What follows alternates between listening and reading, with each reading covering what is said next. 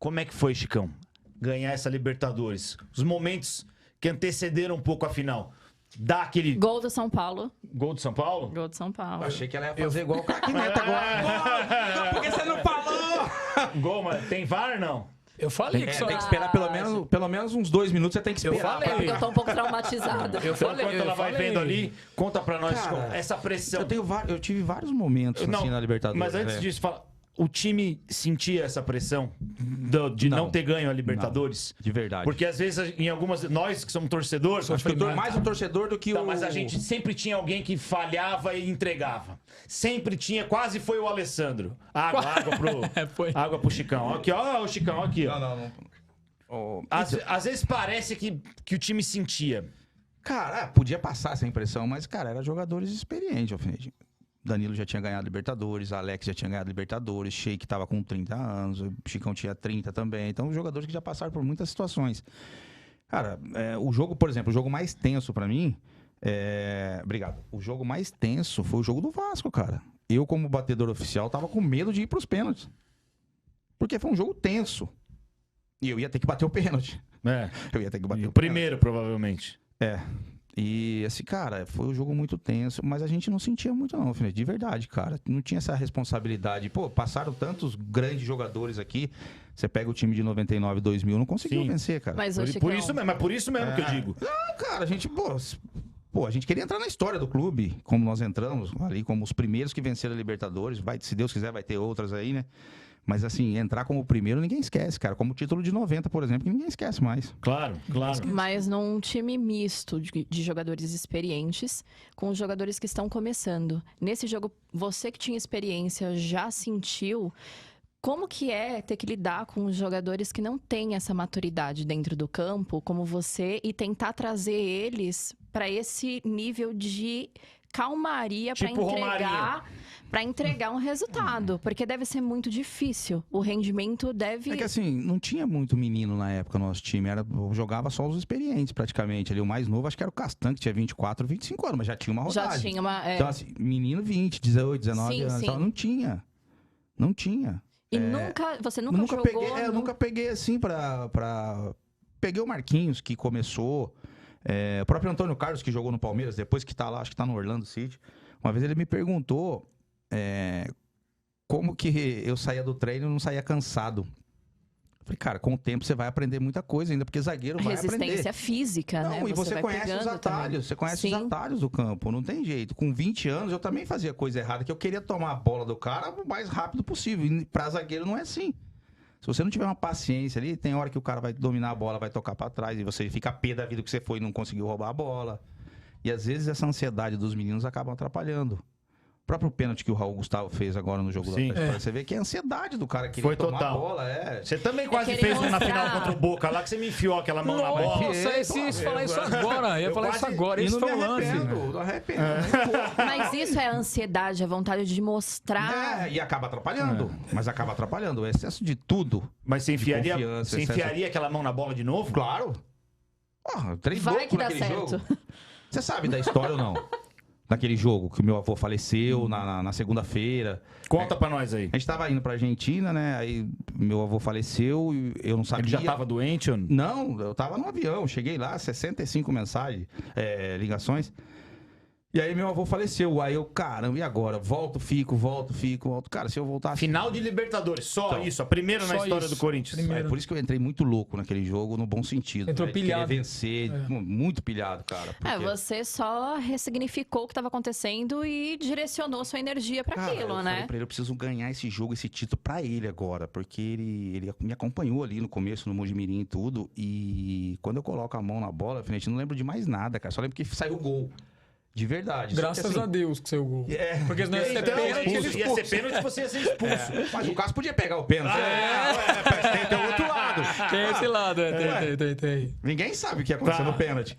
E aí eu só contei pro Alessandro, pro Edu e pro Tite, cara. Do falecimento do teu avô. Falei, cara, eu não vou voltar, não tem como. Se eu volto, não dá tempo pra participar lá. É. E se eu volto, eu não jogo. Então o que eu vou fazer? Eu vou dedicar essa vitória a ele. E o que o Tite te aconselhou na hora? Pra ficar tranquilo, fica tranquilo, vê lá, vai lá pro quarto, o que você precisar, conversa aqui com a gente, você tá bem e tal. Eu falei, não, tô tranquilo. O Tite tem esse negócio de ser Dizem, né, que ele é um cara bom de conversa com o jogador. Você teve problema com ele em um determinado momento. Não problema pessoal. Não, ele mesmo falou que nós aprendemos naquele episódio lá. E aí eu chamei um pouquinho a atenção da imprensa, Alfinete, porque a Nicole Bals, dos Estados Unidos, ela chegou no microfone e falou que ela não ia competir porque ela não estava bem emocionalmente. A imprensa todinha batendo palma.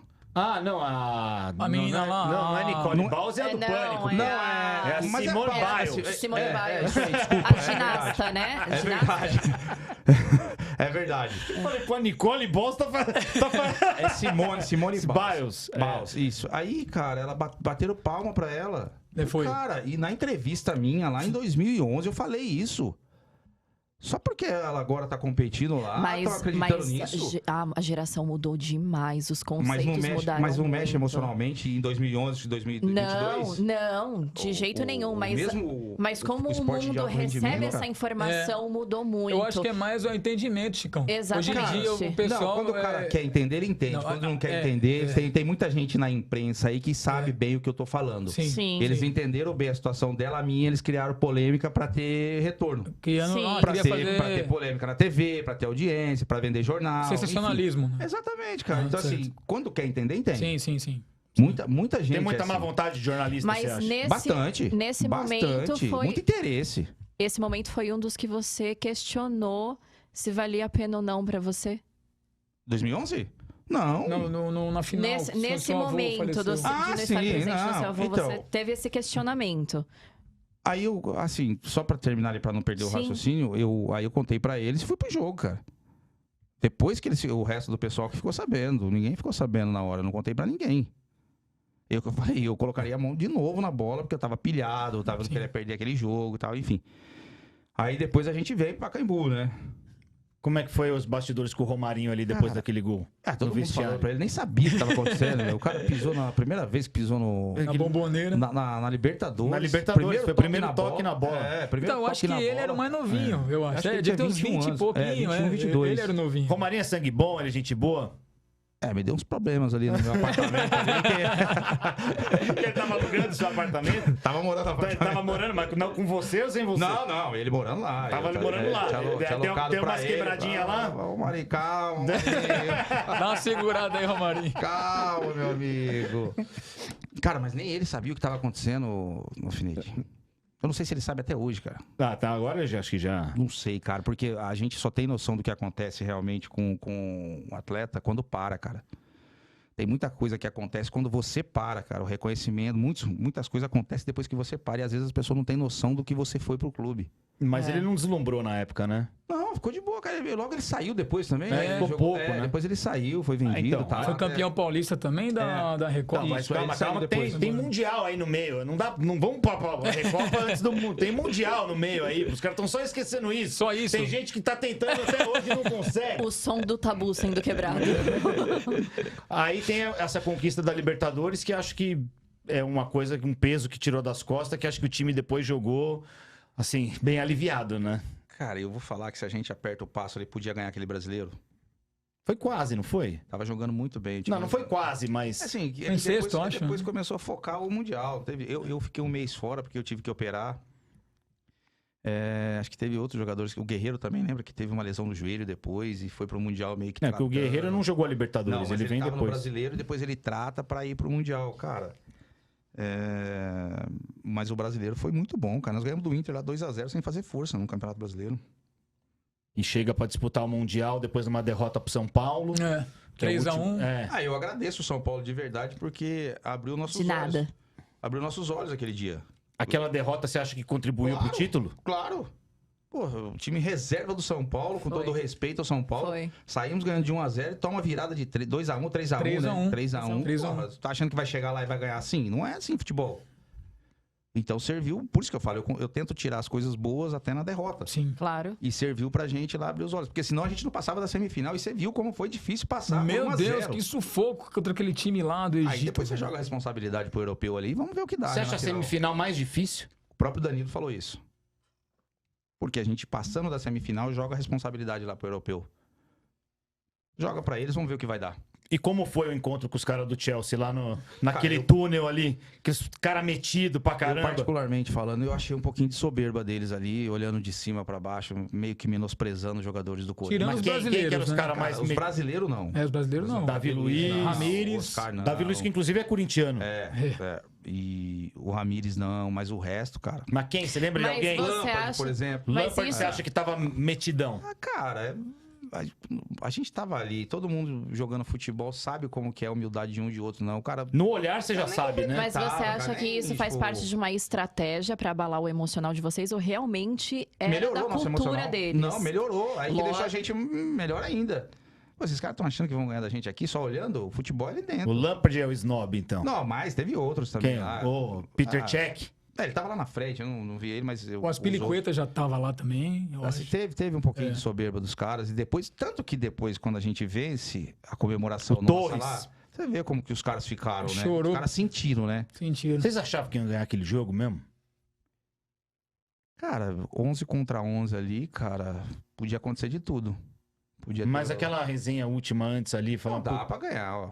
11 contra 11, cara. Assim, tipo, e depois eu assisti o jogo, eu não tinha visto o jogo ainda. Assisti na época da pandemia, que Passou, reprisou. E eu assisti, cara, os caras falaram que nós tomamos um baile. Aí eu fui ver o jogo. Não, tomou não. Assim, claro que eles tiveram mais oportunidade de gol.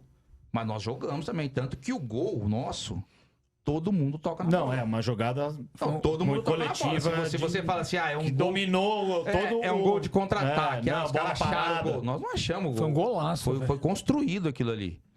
Então todo mundo tocou na bola. Então, pô, é como eu falei, já era um time experiente. O Danilo já tinha vencido. O Danilo até tem uma história que depois acaba, a gente tá lá na mesa jantando e tal. Ele do meu lado, pô, tava gostoso o jogo. Podia ter mais uns 20 minutos. Eu falei, você tá louco, cala a boca. Cala a a gente boca, sofrendo lá velho. atrás lá. Mas a tranquilidade dele, cara, impressionante. Não, ele é demais, Muito frio, ele é demais.